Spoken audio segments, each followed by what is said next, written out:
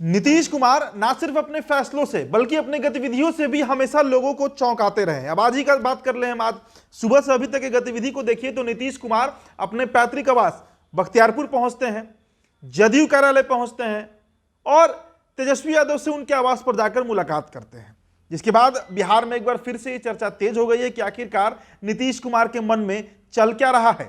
और देखिए, कल बिहार कैबिनेट की एक बड़ी बैठक है और इसमें कुछ अहम फैसले लिए जा सकते हैं। आखिरकार क्या वो फैसले हो सकते हैं, क्या संभावनाएं हैं? पहली तो खबर यही है कि नियोजित शिक्षकों को राज्यकर्मी का, स्थायी राज्यकर्मी का दर्जा दिया जाएगा। ये खबर लगातार कल शाम से चल रही है और ये बात पक्के तौर पर मानकर चलनी होगी कि अक्टूबर माह तक जो बिहार के 4 लाख से अधिक नियोजित शिक्षक हैं उन्हें राज्यकर्मी का दर्जा दे दिया जाएगा। नवरात्रि के पहले तक ये हो सकता है। लेकिन इन सब के बीच एक बड़ी खबर जो आ रही है वो आपसे हम साझा कर रहे हैं। जातीय जनगणना, जी हां, जातीय जनगणना बिहार में पूरी हो चुकी है।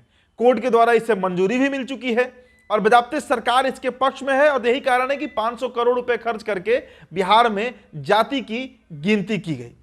अब लोकसभा का जो विशेष सत्र हुआ 18 से लेकर 22 तारीख तक, 18 सितंबर से 22 सितंबर तक, इस दरमियान महिला आरक्षण बिल को पास कर दिया गया दोनों सदनों से। वो अब कानून बन चुका है। तो आप इस बात को मानकर चलिए कि कहीं ना कहीं भले ही जदयू जो है वो इसके पक्ष में बयान दे रही थी, नीतीश कुमार गिनवा रहे थे कि 2005 में हमारी सरकार बनी और 2008 में ही 2006 से ही हमने महिलाओं को आरक्षण देना शुरू किया, चाहे मुखिया का चुनाव हो, शिक्षकों का चयन हो या फिर इंजीनियरिंग और मेडिकल कॉलेज में एडमिशन की बात हो, हमने बेटियों को साइकिल दिया। तो सब तरीके से महिलाओं को हमने आगे बढ़ाने का काम कर दिए हैं। यहाँ तक कि जो सिपाही बहाली होती है उसमें भी हमने महिलाओं को एक फिक्स कोटा उनके लिए रिजर्व किया ताकि उनकी वहां पर सहभागिता और उनका वहां पर मौजूदगी जो है वो बना रहे।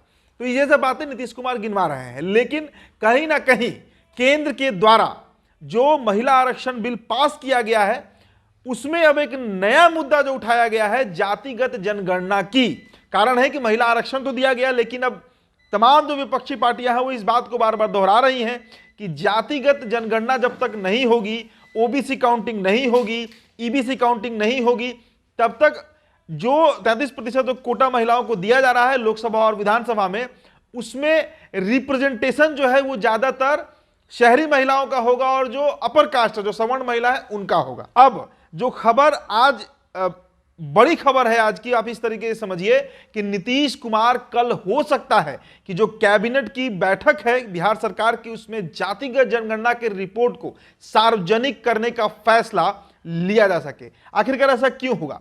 ये इसलिए होगा क्योंकि अगर इसे सार्वजनिक कर दिया जाएगा और साथ ही साथ बिहार विधानसभा में महिलाओं के आरक्षण को ओबीसी कोटा में डालने के लिए ये एक बड़ी मांग जो है वो बिहार से उठ सकती है। हालांकि देखिए, देश के कई ऐसे राज्य हैं जो बिहार के मॉडल को फॉलो करना चाह रहे हैं, बिहार के मॉडल के तहत अपने राज्य में जातिगत जनगणना कराना चाह रहे हैं और ना सिर्फ जातिगत जनगणना बल्कि महिला के आरक्षण में उस जनगणना के मार्फत आप कहिए कि महिला में सवर्ण, ओबीसी और दलित का भी जो एक आरक्षण के अंदर आरक्षण होता है उसे फिक्स करना चाहे। तो जातिगत जनगणना की रिपोर्ट सार्वजनिक हो, इसकी मांग हो सकती है कि कल कैबिनेट की बैठक में उठे। और ना सिर्फ उठे बल्कि आप इसे इस तरीके से समझिए कि हो सकता है कि बिहार में विधानसभा चुनाव के पहले और लोकसभा चुनाव के पहले बिहार में जातिगत जनगणना की रिपोर्ट जो है वो सार्वजनिक कर दी जाए। नहीं तो आखिरकार क्या कारण होगा?